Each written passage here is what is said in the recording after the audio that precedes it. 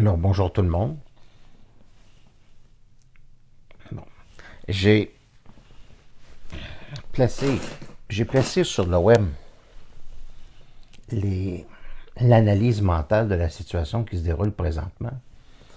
Donc, je vais laisser ça à des gens qui ont une excellente vision des choses.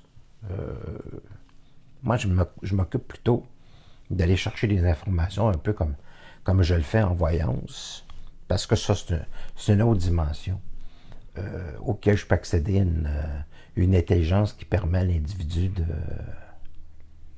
d'aller chercher ça au niveau de la connaissance intuitive, puis de ce qu'on appelle nous autres les autres plans. Donc, c'est la raison pour laquelle j'ai placé des individus qui ont une analyse qui est, à mon avis, satisfaisante. Quelqu'un qui ne veut pas connaître ce qui se passe en ce moment dans le monde, ben, c'est parce qu'elle n'a pas la capacité. Parce que au niveau intellectuel, il y a des gens un peu partout qui ont déposé sur Internet une excellente information. Donc, puis en plus, on ne peut pas sécuriser le mental. Le mental, c'est la source du problème. Les gens ont beaucoup d'insécurité, il y a beaucoup d'interprétations. Ensuite, il faut faire un tri dans ces choses-là et ça devient très difficile pour le monde. Étant donné que c'est une époque qui est assez difficile pour que les gens qui vivent ça, il faut chercher les autres plans. L'être humain n'a jamais été, ou c'est très difficile pour l'être humain de trouver une faculté d'intelligence. Mais il faut comprendre que le heurt, le heurt qui se fait dans les sphères de la pensée de l'être humain, c'est une capacité pour lui d'augmenter son niveau de conscience. Le niveau de conscience qui permet la civilisation temporaire. Temporaire, ça veut dire ça ne va pas d'une génération à l'autre. L'homme n'est pas capable de. L'être humain a beaucoup de difficultés dans l'interface de sa communication de faire en sorte qu'il devienne assez intuitif pour transférer une intelligence d'une génération à une autre.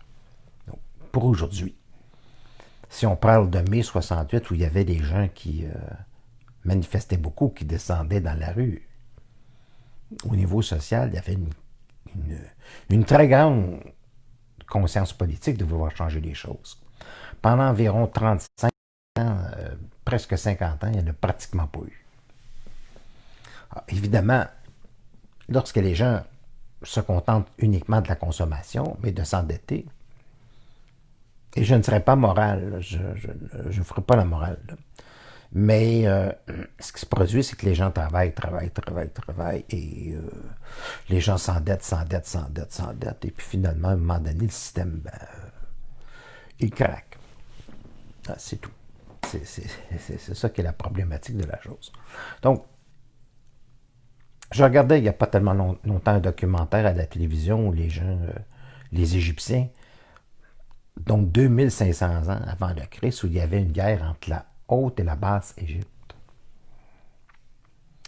Et finalement, je me rends compte que ça évolue pas. La race humaine n'est pas quelque chose qui évolue. Ça évolue pas vers une. On est encore dans le cannibalisme. C'est du cannibalisme. Et ça ne veut pas dire de rien faire. Je constate que ça fait des milliers d'années qu'on est rendu au même point. Alors, pour moi, que ce soit dans une forme ou que ce soit dans une autre, ça ne change rien. Sauf que c'est des ajustements qui sont faits dans une civilisation pour se libérer de l'inconscience collective. Dans une collectivité, il y a toujours énormément d'inconscience. Maintenant, que ce soit orienté par des médias qui sont complètement en possession d'une information qui est fausse, c'est une chose. Si l'être humain doit se libérer, ben, il va utiliser les outils. Il va créer les outils nécessaires pour se libérer, puis passer à une conscience qui est intelligente. Donc, ça va créer dans l'être humain un intérêt pour la politique, pour commencer.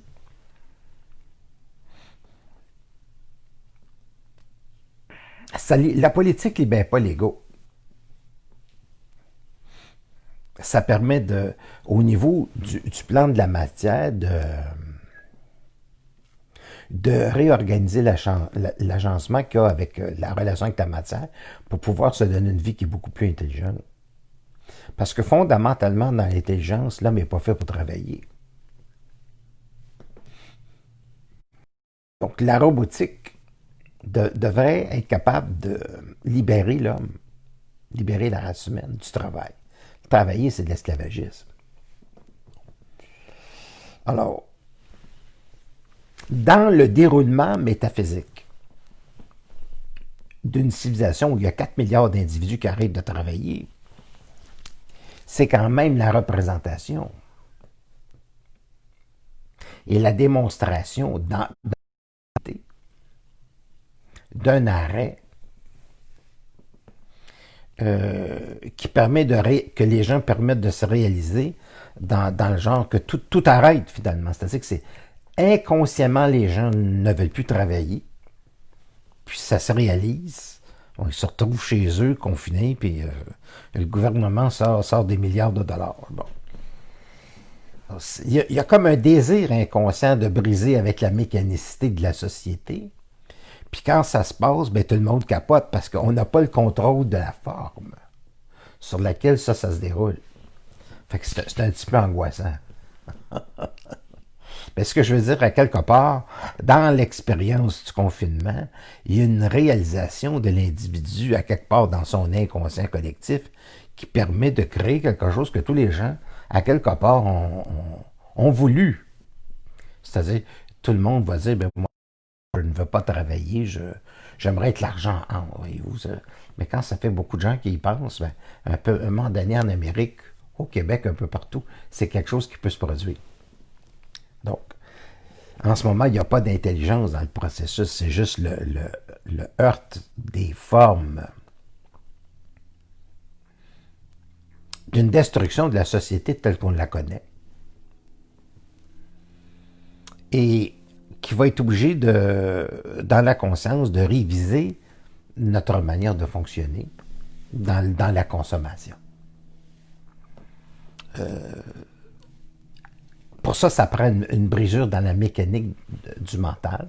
Puis la brisure dans la mécanique du mental, ben, elle va permettre à l'être humain à ce moment-là d'agencer sa réalité en fonction de quelque chose qui est nouveau, de quelque chose qui est beaucoup plus intelligent. Donc, le principe, c'est que l'être humain entre dans une intelligence qui est nouvelle.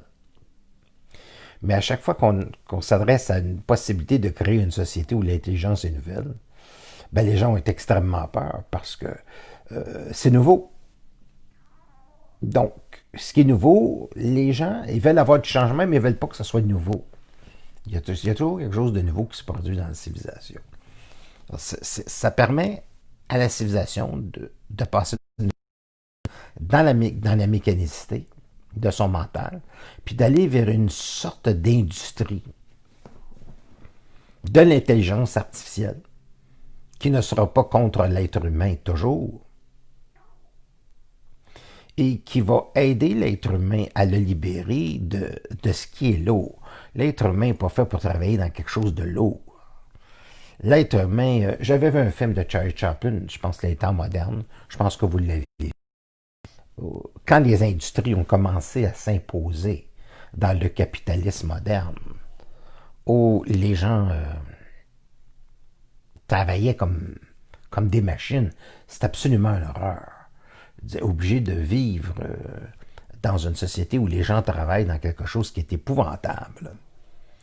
Des usines, de travailler dans des domaines qu'ils n'aiment pas, c'est épouvantable. Et Charlie Chaplin avait réussi très bien à décrire une réalité qui est absolument fantastique, puis qui était très lourde pour l'être humain. Donc, petit à petit, ces évolutions-là se font. Et en ce moment, c'est la concrétisation inconsciente d'une peur, mais en même temps de quelque chose que les gens veulent, c'est-à-dire veulent arrêter de travailler. Puis en même temps, vu que les gens ne savent pas où ils s'en vont, ils sont confinés en eux-mêmes. Et il y en a qui peuvent rencontrer une sorte de néant. Parce qu'il faut être solide pour être un créateur. Un créateur, c'est pas quelqu'un qui est dans le système.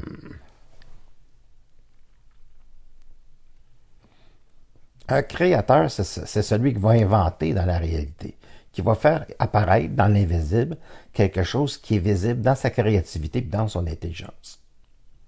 Donc, il y a trop de monde à l'école pour la société, mais il y en a pas assez qui sont dans eux-mêmes.